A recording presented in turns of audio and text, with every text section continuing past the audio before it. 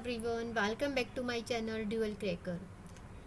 आज हम class 10th की एनसीईआरटी हाईलाइट सीरीज़ कर रहे हैं जिसमें हम chapter number 3 metals and non metal, that is very important chapter, हम इसको डिस्कस करेंगे और लाइन बाय लाइन एनसीईआरटी में हमें क्या क्या दिया हुआ है हम इसको लाइन बाय लाइन डिस्कस करेंगे। जो भी इंपॉर्टेंट क्वेश्चंस पुट होंगे हमारे इस चैप्टर से हम उसको 1 मार्क या 2 मार्क्स 3 मार्क्स के अकॉर्डिंग हम उसको रीड करेंगे।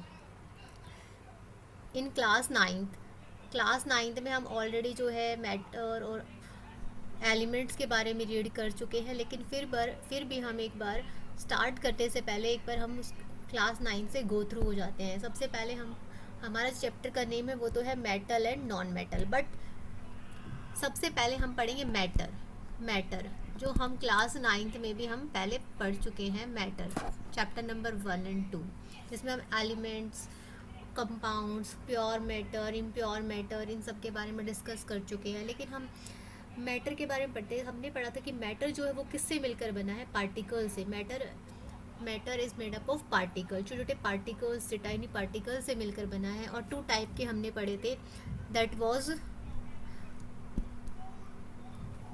Pure and impure. Pure and impure हम पढ़ चुके हैं। प्योर में क्या था कि जिसमें सेम टाइप के पार्टिकल्स हों, और इम्प्योर में मीन्स डिफरेंट हो, जिसको हम सेपरेट करने में हमें मुश्किल हो। जैसे वाटर है, वाटर के अंदर जो कंटेंट है H2 और O। अब वाटर कोई भी हो तो उसमें हाइड्रोजन ऑक्सीजन से ही मिलकर बना है, लेकिन अगर हम टी बनाते हैं, चाय बनाते हैं, तो उसमें हम चाय पत्ती, चीनी, इस तरह के अलग अलग कंटेंट्स को यूज़ करते हैं, दैट इज़ इम्प्योर मैटर। अब उसके बाद प्योर में हमने पढ़ा था एलिमेंट्स और कंपाउंड्स। ठीक है, एलिमेंट जो है सिंगल पार्टिकल्स को बोला गया था, जैसे हाइड्रोजन है, नाइट्रोजन है, जो सिंपलेस्ट फॉर्म होती है, that is hydrogen, nitrogen, oxygen, silver, zinc, इन सबको। और कंपाउंड जो है, कंपाउंड को हमने बोला था कि जिसको हम दोबारा से क्लासीफाई नहीं कर सकते, सॉरी, जो दोबारा से क्लासीफाई हो सकते हैं, further can classify, like water है। वाटर जो है हाइड्रोजन और ऑक्सीजन से मिलके बना है, तो इसमें हाइड्रोजन अलग हो सकते हैं, ऑक्सीजन अलग हो सकते हैं, इट मीन से फर्दर क्लासीफाई हो सकता है, दैट इज़ कंपाउंड। लेकिन एलिमेंट जो है फर्दर क्लासीफाई नहीं हो सकता। अब हम एलिमेंट के अंदर ही हम क्या पढ़ेंगे, मेटल और नॉन मेटल। जो एलिमेंट्स हैं उन्हीं को हमने क्लासीफाई किया गया है, एलिमेंट्स और को मेटल्स और नॉन मेटल्स, और इसके अलावा हमने मेटलॉइड्स में भी किया है। अब स्टार्ट कर रहे हैं हम अपनी क्लास 10th का चैप्टर। ये तो था बेसिक इंट्रोडक्शन हमारा मैटर के बारे में, और जो हम एलिमेंट्स पढ़ रहे हैं that is metals, non metals and metalloids.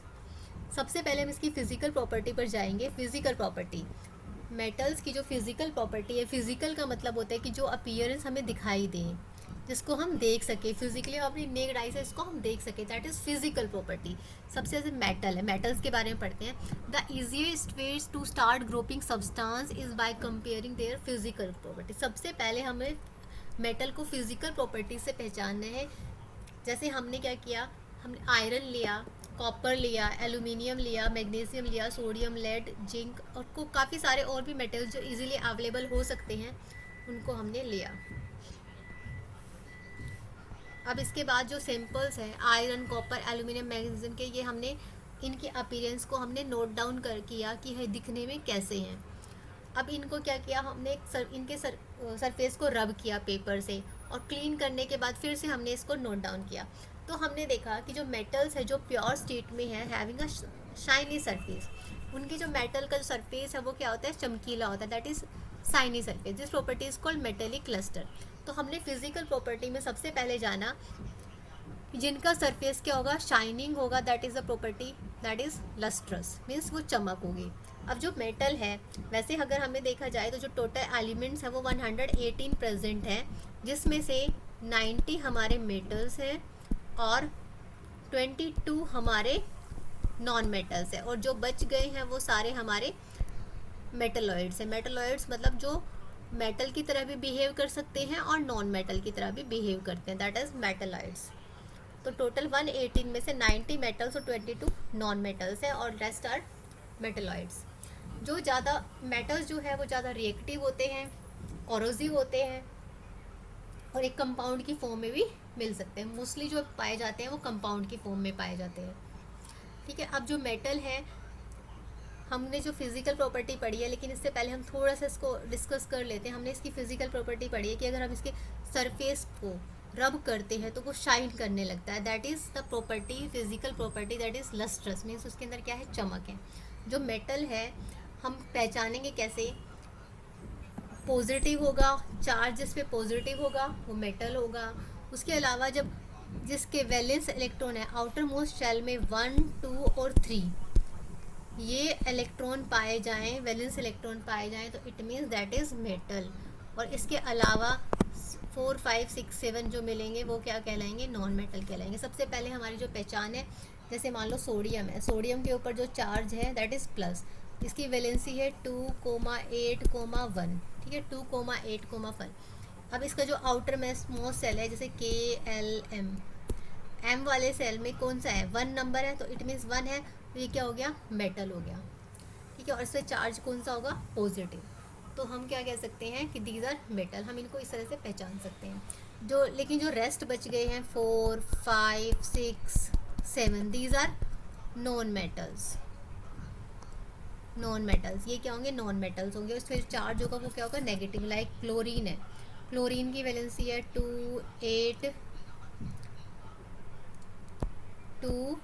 8 और 7, ये क्लोरीन की वैलेंसी है। देखो आउटर मोस्ट सेल में कितने हो गए, 7, it means that is non metal.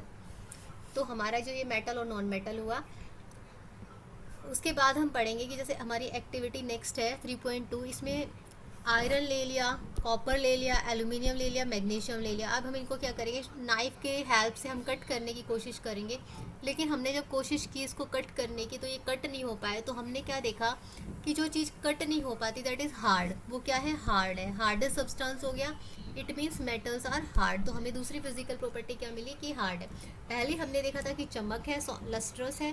दूसरी हमने क्या किया, नाइफ की हेल्प से हमने कट करके देखा दैट इज़ हार्ड, तो वो क्या मिली, हार्ड। अब जो तीसरी एक्टिविटी है उसमें भी सिमिलरली क्या लेना है, आयरन, जिंक, लेड, कॉपर लेना है।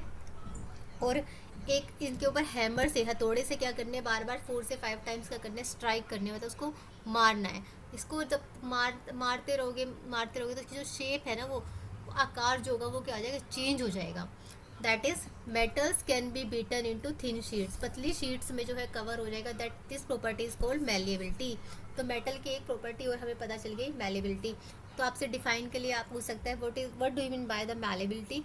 तो malleability can be beaten means metal can be beaten into the thin sheets, जिनको हम हैमर से पीट के एक पतली शीट्स में बना देते हैं, चादर में बना देते हैं, दैट इज़ मैलिएबिलिटी। इसको हम मैलिएबिलिटी बोलते हैं।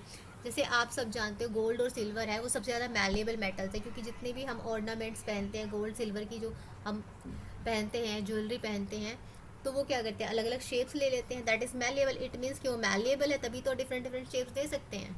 अगर मैलिएबल नहीं होती, इसकी प्रॉपर्टी हाईली मैलिएबल नहीं होता, तो हम उसकी जो शेप्स नहीं दे सकते थे। तो हमें थर्ड प्रॉपर्टी की पता चलेगी, malleability. First lustre, that is lustrous, second was hard, and third is malleable.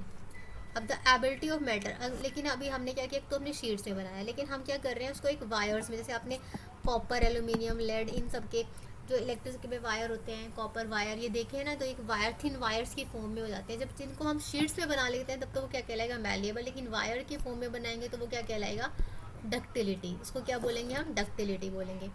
तो हमारा जो फोर्थ प्रॉपर्टी पता चलेगी, metals are ductile in nature, ductile होते हैं। Gold is a most ductile metal, question आएगा which is a most ductile metal, तो हमारा आंसर क्या होगा, gold is a most ductile metal. You will be surprise to know that a wire is of about 2 kilometre length का जो wire है वो 1 gram gold से बन सकता है। It is because of their malleability and ductility that metals can be given different shapes according to our needs. जो malleability और डक्टिलिटी नेचर की वजह से मेटल्स हैं उनको अपने अकॉर्डिंग शेप में कन्वर्ट कर सकते हैं, ठीक है, डिफरेंट शेप्स दे सकते हैं। Can you name some metals that are used for making cooking vessels, जो बर्तन बनाते हैं हमारे घर में, जैसे कटोरी है, चम्मच, अलग अलग शेप्स हैं, तो आप इन जैसे हमने एल्यूमिनियम के हैं, स्टील के हैं, ठीक है, ये सारे जो बर्तन हैं ये यूज़ होते हैं हमारे घर में। अब एक्टिविटी 3.5 है, इसमें एल्यूमिनियम और जो कॉपर है या एल्यूमिनियम कॉपर का वायर लेना है और उसको एक क्लैंप के अंदर, स्टैंड के अंदर लगाना है। Clamp this wire, fix a pin, और पिन से क्या करना है, इसको फिक्स करना है यूजिंग वैक्स। अब heat the wire with a spirit lamp, wire को हीट करना है स्पिरिट लैम्प से, कैंडल या बर्नर से। और उसके बाद देखोगे आप क्या ऑब्जर्व करोगे, मतलब एक वायर को एक फायर के पास में, एक आग के पास में लेकर आएंगे तो क्या होगा, मेटल जो है वो गर्म हो जाएगा। तो मेटल्स आर, हम क्या कह सकते हैं, metals are good conductor of heat. अगर हम किसी भी मेटल को हम फायर के पास में लेकर आ रहे हैं, वो गर्म हो रहा है और कुछ टाइम के बाद में क्या होता है, वो मेल्ट हो जाता है, that means we can say that the good conductor of heat, कि मतलब उसमें से हीट जो है कंडक्ट हो रही है, पास हो रही है। और उसका मेल्टिंग पॉइंट भी क्या है, हाई मेल्टिंग पॉइंट है। ऐसा नहीं कि हम तुरंत एकदम से वायर को लेकर आए वो तभी मेल्ट हो गया, वो टूट गया, पिघल गया, नहीं, टाइम लगता है मेल्ट होने में। जैसे हम खाना बनाते हैं, बर्तन है हम रखते हैं गैस के ऊपर, तो वो मेटल के ही होते हैं, अगर वो जल्दी से पिघल जाए, हाई मेल्टिंग पॉइंट होता है तभी तो हम रखते हैं, अगर वो पिघल जाएंगे तो फिर तो शेप ही बदल जाएगी, खाने के अंदर सारा ही मेटल जो है मिक्स हो जाएगा। तो उनका मेल्टिंग पॉइंट भी क्या होता है, हाई होता है, इसीलिए तो हम प्लास्टिक्स वगैरह यूज़ नहीं करते। The best conductor of heat और सिल्वर, सबसे ज़्यादा जो गुड कंडक्टर है, बेस्ट कंडक्टर है हीट का, सिल्वर एंड कॉपर। तो क्वेश्चन आएगा best conductor, good conductor of heat that is known as silver और कॉपर। और लेकिन पुअर कंडक्टर पूछा जाएगा तो lead and mercury, lead and mercury are poor conductors of heat. तो इससे हमें एक और प्रॉपर्टी पता चल गई कि हीट को कंडक्ट करता है, हीट एंड इलेक्ट्रिसिटी को कंडक्ट करता है। अब देखते हैं इलेक्ट्रिसिटी को कैसे कंडक्ट करेगा।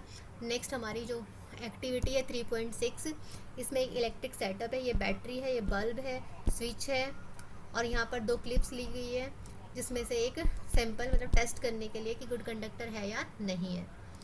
तो you must have seen the wires, अगर जो है वायर्स हमने जो घर में देखे उसमें कोटिंग होती है पीवीसी की, जिसकी फुल फॉर्म क्या है, पॉलीविनाइल क्लोराइड या रबर लाइक मटेरियल होता है।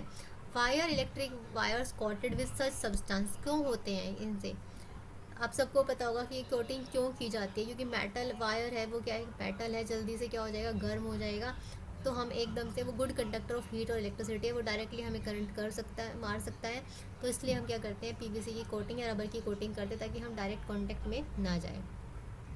Vote happens when metal strike a hard surface, तो अब जो बल्ब है वो ग्लो कर गया, इट मीन्स मेटल क्या है, गुड कंडक्टर ऑफ इलेक्ट्रिसिटी भी है। वॉट हैपन्स, जब भी हम एक मेटल के सरफेस पर हम स्ट्राइक करते हैं, मारते हैं, तो एक आवाज़ आती है। कई बार हमसे, हमारे हाथ में से मतलब कोई बर्तन या कुछ ग्लास वगैरह गिर जाता है तो गिरने पर आवाज़ आती है, तो we can say that metals are sonorous. Sonorous means होता है साउंड। तो जब भी जैसे मंदिर में जो बैल होती हैं, अगर उनको ऐसे बजाते हैं तो वो बजती है, उसको हम स्ट्राइक करते हैं तो बजती है। तो इसका मतलब क्या हो गया कि ये सोनोरस हो गई, इसकी साउंड क्या हो गई, सोनोरस, मीन्स ये सोनोरस इन नेचर। ये तो हमने पढ़ा था मेटल्स के बारे में। अब इसमें से कुछ इसकी एक्सेप्शंस भी हैं मेटल्स की। नेक्स्ट आएगा हमारा नॉन मेटल्स, जिस हम नॉन मेटल्स जो है पढ़ेंगे, जैसे non metal carbon, sulphur, iodine gas, oxygen, hydrogen, सारी जो गैसेज है ये सारी क्या है, नॉन मेटल है। नॉन मेटल सॉलिड भी हो सकते हैं और गैस भी। लेकिन ब्रोमीन क्या होता है, ब्रोमीन एक ऐसा नॉन मेटल है जो किसमें होता है, लिक्विड फॉर्म में। क्वेश्चन आएगा ऐसा कौन सा नॉन मेटल है जो लिक्विड फॉर्म में पाया जाता है, दैट इज ब्रोमीन। अब इसकी फिजिकल प्रॉपर्टीज़ भी जो है मेटल्स की तरह ही हैं, बट मेटल सोनोरस होते हैं, नॉन मेटल सोनोरस नहीं होते। ये मेटल जो है good conductor of heat and electricity होते हैं, नॉन मेटल्स नहीं होते हैं। जो भी इसकी नेगेटिव प्रॉपर्टीज़ होंगी वो सारी मेटल की नेगेटिव प्रॉपर्टीज़ क्या होंगी, नॉन मेटल की प्रॉपर्टीज़ बन जाएंगी, फिजिकल प्रॉपर्टीज़। अब देखो कुछ एक्सेप्शंस हम इसमें रीड करते हैं। जो मेटल्स हैं एक्सेप्ट मरकरी, हमने पढ़ा था कि जो सॉलिड स्टेट में पाए जाते हैं, किसमें, रूम टेम्परेचर पर जो मेटल्स है वो सॉलिड स्टेट में पाए जाते हैं। लेकिन मरकरी जो है, जो हमने थर्मामीटर में देखते हैं, मरकरी जो सॉलिड स्टेट में नहीं पाया जाता, ठीक है। इसका हाई मेल्टिंग पॉइंट होता है, बट हमने पढ़ा था कि metals have high melting point, ठीक है, मेटल्स का जो है हाई मेल्टिंग पॉइंट होता है। लेकिन गैलियम और सीजियम, क्वेश्चन आएगा कि कौन से ऐसे 2 मेटल्स हैं जिनका लो मेल्टिंग पॉइंट होता है, तो गैलियम और caesium. These 2 metals with melt, अगर हम इनको अपने पाम पर रखेंगे, हथेली पर रखेंगे तो ये मेल्ट हो जाते हैं। क्वेश्चन आएगा कौन से ऐसे मेटल्स हैं जिनको हम हथेली पर रखते हैं और वो मेल्ट हो जाते हैं, तो हमारा आंसर होगा गैलियम और सीजियम। इनका लो मेल्टिंग पॉइंट होता है, दैट्स वाई। आयोडीन क्या है? एक नॉन मेटल है। हमने पढ़ा कि मेटल्स जो है लस्ट्रस होते हैं, लेकिन नॉन मेटल लस्ट्रस, उनमें चमक नहीं होती, लेकिन आयोडीन एक नॉन मेटल है, उसके बाद भी क्या उसमें चमक है। तो एक्सेप्शंस जो है वो होती हैं, तो हमें इन एक्सेप्शन से हमारे क्वेश्चंस पुट अप होते हैं। कार्बन जो है एक नॉन मेटल है, लेकिन फिर भी क्या होता है, अलग अलग फॉर्म में पाया जाता है। जैसे हमने डायमंड एलोट्रोप्स के फॉर्म में, अलग अलग फॉर्म को क्या बोलते हैं? एलोट्रोप बोलते हैं। डायमंड है, कार्बन का एलोट्रोप है, सबसे हार्ड नेचुरल सब्सटेंस है, सबसे हार्ड होता है डायमंड। जो हम डायमंड, इसके अंदर टोटल इंटरनल रिफ्लेक्शन भी पाया जाता है, जो शाइन करता है सबसे ज़्यादा। थोड़ी सी भी लाइट एंटर होगी तो टोटल इंटरनल रिफ्लेक्शन को शो करेगा। इसका रिफ्रैक्टिव इंडेक्स ज़्यादा होता है, जिसकी वजह से ये टोटल इंटरनल रिफ्लेक्शन को शो करता है। हर एक स्क्रीन इसकी जो है शाइन करती है। Has a very high melting point, इसका मेल्टिंग पॉइंट और बॉइलिंग पॉइंट भी क्या होता है? ज़्यादा होता है। इट मीन्स देखो नॉन मेटल है, नॉन मेटल होने के बाद भी इसका हाई मेल्टिंग और हाई बॉइलिंग पॉइंट है, और ये सोनोरस वो डायमंड जो है एक लस्ट्रस भी है। ग्रेफाइट जो है दूसरा एग्जाम्पल है, जो कार्बन का ही एलोट्रोप है, और ये गुड कंडक्टर ऑफ इलेक्ट्रिसिटी है। तो ये सारी जो है एक्सेप्शंस हैं। अल्कली मेटल्स जैसे लिथियम है, सोडियम है, पोटेशियम, हमने पढ़ा मेटल्स इतने हार्ड नाइफ से कट करके देखा नहीं हो पाया, लेकिन लिथियम, सोडियम, पोटेशियम जो है ऐसे सॉफ्ट मेटल है जिनको हम नाइफ की हेल्प से भी क्या कर सकते हैं? कट कर सकते हैं। क्यों कर सकते हैं? क्वेश्चन आएगा क्यों कर सकते हैं। उसका मेल्टिंग पॉइंट एक तो लो होगा, और दूसरा उसकी डेंसिटी क्या होगी? लो होगी। डेंसिटी मीन्स उसका मास अपॉन वॉल्यूम, ठीक है, जिसका मास कम होगा that is low density. Elements can be more clearly classified as, जो है उनको मेटल्स और नॉन मेटल्स में उनकी केमिकल प्रॉपर्टी के बेस पर हम जो है क्लासीफाई करेंगे। ये तो थी हमारी फिजिकल प्रॉपर्टी। अब इसके कुछ क्वेश्चंस, अब एक और है कि जो नॉन मेटल है, नॉन मेटल याद रखना है, नॉन मेटल जो है कौन से ऑक्साइड्स बनाते हैं? एसिडिक ऑक्साइड बनाते हैं। जब पानी के साथ में घुलते हैं तो एसिड बनाते हैं, एसिडिक ऑक्साइड। लेकिन जो मेटल्स हैं जो पानी के साथ में घुलते हैं तो क्या बनाते हैं? बेसिक बनाते हैं। याद रखना है, मेटल से हमें बेसिक और नॉन मेटल से एसिडिक ऑक्साइड्स बनेंगे। अब यहाँ पर कुछ क्वेश्चन है इसके दो। Is a liquid at room temperature, कौन सा मेटल है जो लिक्विड पाया जाता है room temperature? We can say mercury, जिसको हम Hg भी लिखते हैं। कौन से मेटल है जिसको हम नाइफ की कट से कर सकते हैं? अभी हमने पढ़ा था कि sodium, potassium, lithium. Which is the best conductor of heat, कौन सा मेटल है जो गुड कंडक्टर ऑफ हीट है? अभी हमने पढ़ा था कॉपर है, सिल्वर है। Is a poor conductor of heat, हमने पढ़ा था लेड क्या है? पुअर कंडक्टर ऑफ हीट है, यही हमने पढ़ा था। तो ये इसके कुछ क्वेश्चंस थे जो हमने पढ़े। अब केमिकल प्रॉपर्टीज़ के बारे में हम पढ़ेंगे। जैसे लेड और मरकरी हमने पढ़ा था ना, पुअर कंडक्टर है। अब हम नेक्स्ट क्लास में इसकी केमिकल प्रॉपर्टीज़ को रीड करेंगे।